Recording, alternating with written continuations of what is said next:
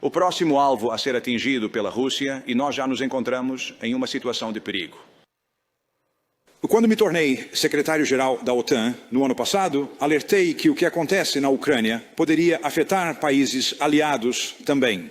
Temo que muitos estejam complacentes demais. Muitos não sentem a urgência e muitos acreditam que o tempo está do nosso lado. Não há mais tempo. O momento para a ação é agora. O conflito está batendo à nossa porta. A Rússia trouxe a guerra de volta à Europa e precisamos estar preparados para a dimensão do conflito que nossos avós e bisavós tiveram que suportar. Imagine só, uma guerra que alcança cada lar. Não vejo lógica na forma como ele está falando sobre algum tipo de pânico e desespero. Sim, não, ele é um idiota. Sabe, se você for pensar na Segunda Guerra Mundial, 13 países europeus invadiram a Rússia, a então União Soviética. Os romenos, os húngaros, os italianos, os espanhóis, os franceses.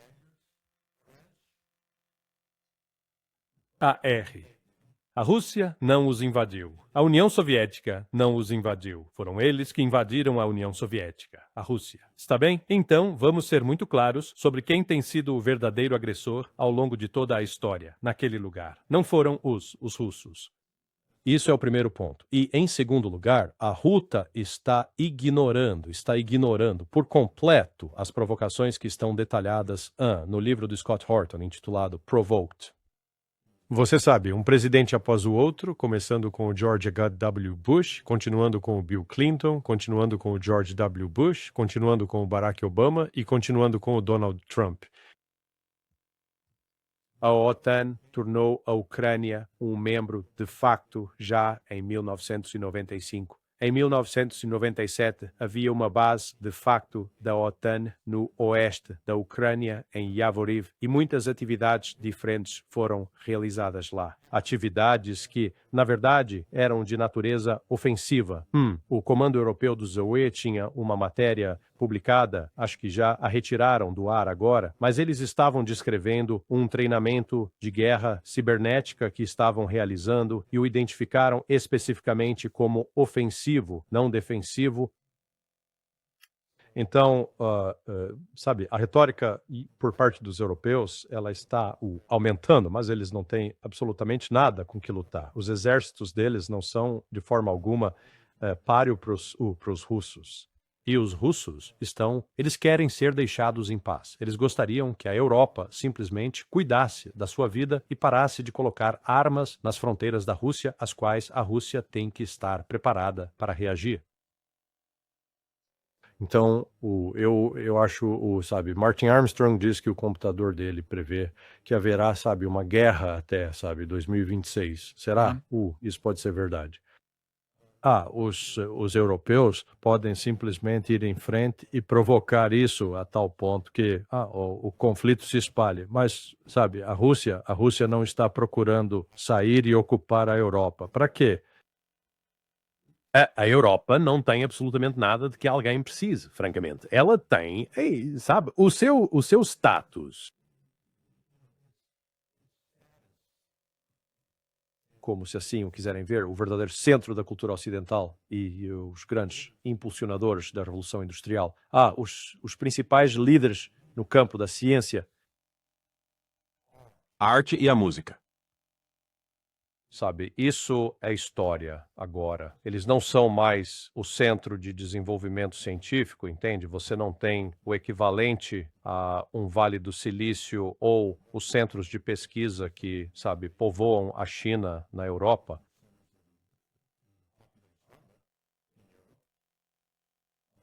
A capacidade industrial está encolhendo, está sumindo, a estabilidade econômica dessas nações está enfraquecendo, não se fortalecendo. E a Rússia quer invadi-los, mas para quê? Sabe, eles não têm absolutamente nenhum recurso natural. A Rússia já possui todos os recursos naturais que precisa. E eu fico tipo... Para pagar a pensão deles. Como assim? Para pagar a pensão deles, sabe? Sim. É exatamente isso. É exatamente isso que eu queria dizer. Então... Na verdade, Martin fez a seguinte observação: por que a Rússia precisaria invadir a França, entende? Sim, não é bem assim. Sabe, a justificativa de Adolf Hitler para a expansão para o leste era o Lebensraum, sabe? Precisávamos de espaço vital. Deem-nos terra, muita terra, no lado ensolarado de, sabe... Ele não queria ser cercado. Bem, a Rússia faz isso. A Rússia tem uma quantidade imensa de território, ela cobre um total de 11 fusos horários. Literalmente metade, quase a meio caminho de dar a volta ao mundo. Isso é um território tão vasto que, sabe, a pessoa comum simplesmente não consegue sequer ter uma noção clara da sua dimensão e da sua magnitude. Então, sabe, a Rússia não está a procurar sair e ocupar a Europa. Mas a Rússia não vai ser intimidada nem ameaçada pelo Ocidente. E o Ocidente é quem tem se esforçado agressivamente para minar e interferir nos assuntos internos da Rússia, e quando a Rússia revida é acusada de ser, sabe, a agressora. Então, O outro ponto, Larry, nesse vídeo que eu te passei, Mark Rutte, ele está a dizer que o tempo não está a seu favor e que eles precisam de agir o mais depressa possível. Que tipo de ação, sabes? Que tipo de resposta ou que medida podem eles tomar para o que está a acontecer na Ucrânia? E eu nem sei o que mais. Os ucranianos não terão mais condições de lutar contra os russos. Sim, bem, eles estão a sangrar até a morte. É como se alguém levasse um tiro e atingisse uma artéria e começasse a sangrar, sabe? O sangue começa a sair do corpo e chega a um ponto em que o sangue acaba e a pessoa morre. Bem, estamos a testemunhar a morte lenta da Ucrânia neste exato momento. Ou, na verdade, parece que a situação tem acelerado bastante nas últimas 3 semanas. Quando, sabe, basicamente Pokrovsk, Minograd, Kramatorsk caíram, Seversky também caiu. O próximo grande será o Sloviansk. Sabe, a Rússia, entrou numa nova fase. Eles não precisam se preocupar em esperar pela primavera. Eles lutam durante todo o inverno. E eles estão exercendo cada vez mais pressão sobre a Ucrânia. Então, o que a Europa poderia fazer? Bem, a Europa poderia decidir, ok, vamos mobilizar, vamos convocar todas as nossas forças de reserva e vamos começar a mover nossas tropas para a Ucrânia. Eles serão mortos. Assim que eles entrarem em território ucraniano, os russos vão matá-los. E nenhum dos europeus possui sistemas de defesa aérea capazes de deter os mísseis russos. Francamente, as tropas europeias, mesmo que convocassem os reservistas, não estão treinadas para fazer nada neste momento. Eles possuem uma capacidade muito, muito, muito limitada. Então, estas são apenas, não quero classificá-las como meras ameaças vazias. Acredito que eles são sérios ao proferir as ameaças, mas a sua capacidade de ação é bastante limitada do que podem realmente concretizar. Larry, você viu, eu não sei se você chegou a ver um artigo no Político, né, onde eles estão falando sobre um tal de Core 5, em vez do G7. O que é isso, Larry?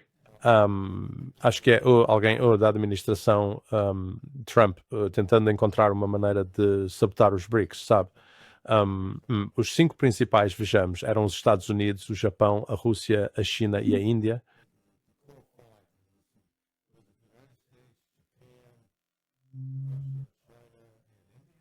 Índia, isso mesmo.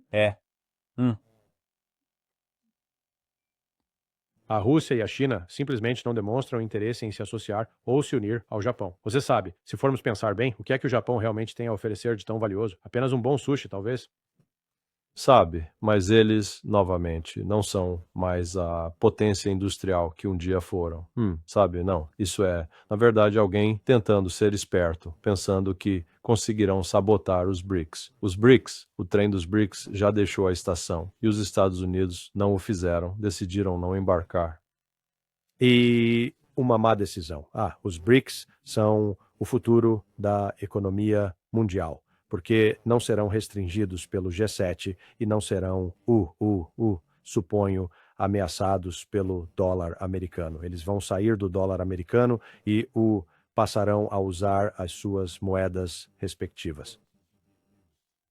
E a China já criou um sistema de liquidação internacional, CIPS, era um sistema de pagamentos interbancários transfronteiriços, acho que é CIPS, é isso que significa. E o sistema ocidental SWIFT. Sim, agora nos damos conta de que é um nome irônico, porque de rápido não tem absolutamente nada. Não é nem um pouco veloz. Se quisessem dar-lhe um nome mais preciso, poderiam chamá-lo de melaço. Melaço frio, que é realmente muito espesso e se move de forma extremamente lenta. Isso é SWIFT. Está completamente obsoleto. É como um chicote de carroça, uma coisa totalmente ultrapassada no mundo das finanças internacionais. E, os chineses criaram um Bugatti, um Lamborghini, algo que se move muito rápido, veloz, digital. Então, mais uma vez, o Ocidente está ficando para trás em toda uma gama de áreas, em termos de tecnologia, educação e inovação científica. Esse pêndulo agora balançou para a China e para a Rússia. O caso do o Japão que você mencionou é, de certa forma, complicado, porque parece que os Estados Unidos estão tentando trazer o Japão para o Conselho de Segurança da ONU se eles quiserem adicionar alguns outros países, sabe? E se o Japão, se juntar ao Conselho de Segurança da ONU como um membro perma, eu não sei bem do que eles estão falando. Eles estão pensando em um assento permanente no Conselho de Segurança. Isso, claro, influenciaria bastante o poder ou a influência, o poder de barganha que a Rússia e a China possuem hoje. Eles não concordariam com isso. Não, de jeito nenhum. A Índia deveria estar lá antes do Japão, sem dúvida. Quer dizer, Japão, Índia, vejamos, as 4 maiores economias do mundo agora, em paridade de poder de compra. China, Estados Unidos, Índia, Rússia. O Japão não entra na lista. Mas, eu acho que o que estamos vendo, junto com a reordenação do sistema financeiro internacional, onde o Banco Mundial, o Fundo Monetário Internacional, eles se tornarão cada vez menos importantes à medida que os países BRICS criarem as suas alternativas. De forma semelhante, eu penso que as Nações Unidas acabarão por se tornar irrelevantes, porque a política será vista como simplesmente demasiado pesada e a recusa da ONU em realmente defender os seus próprios princípios. Israel devia ser expulso da ONU imediatamente, Eles nem deviam ter permissão para cruzar o limiar, mas lá estão eles, protegidos pelos Estados Unidos, pela França e pelo Reino Unido. Então, há que se considerar uma crescente frustração no sul global com o facto de que a ONU tem sido basicamente mais uma ferramenta que os imperialistas ocidentais poderiam usar para tentar controlar o sul global.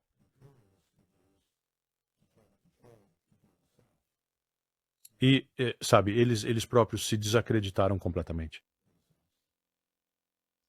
Sim, uma das interpretações sobre o novo documento, o chamado documento NSS, é que os Estados Unidos pretendem se realinhar, mais para o hemisfério ocidental. Mas ainda se percebe que o principal alvo, o inimigo primordial, continua sendo a China. E o que significa isso? Afinal, eles realmente acreditam que conseguirão separar a Rússia da China? Bem, eu diria que questiono a relevância total de um documento de estratégia de segurança nacional. Quais foram os pontos-chave do documento de estratégia de segurança nacional de Biden, emitido em janeiro de 2023? E ninguém o cita, o menciona ou diz, veja o que eles disseram aqui. O mesmo para o de Trump. Esse foi feito em 2017 e 2018. E voltar ao que foi feito durante a administração Biden e ao que foi realizado. Então, eu não considero que esses documentos sejam assim tão relevantes, a não ser pelo fato de que eles, de certa forma, refletem o pensamento predominante na época. Mas não se traduz necessariamente num plano de ação. Isto não é como os chineses fazem planos de 5 anos e, por Deus, eles realmente Eles têm marcos e as pessoas são responsabilizadas e coisas que você tem que fazer ao longo de todo o caminho. Então, isso não é como um plano chinês de 5 anos. O tom refletido neste documento de segurança nacional, como disse, eles, cito, vão voltar para o hemisfério ocidental. Não sabia que saímos. Está bem?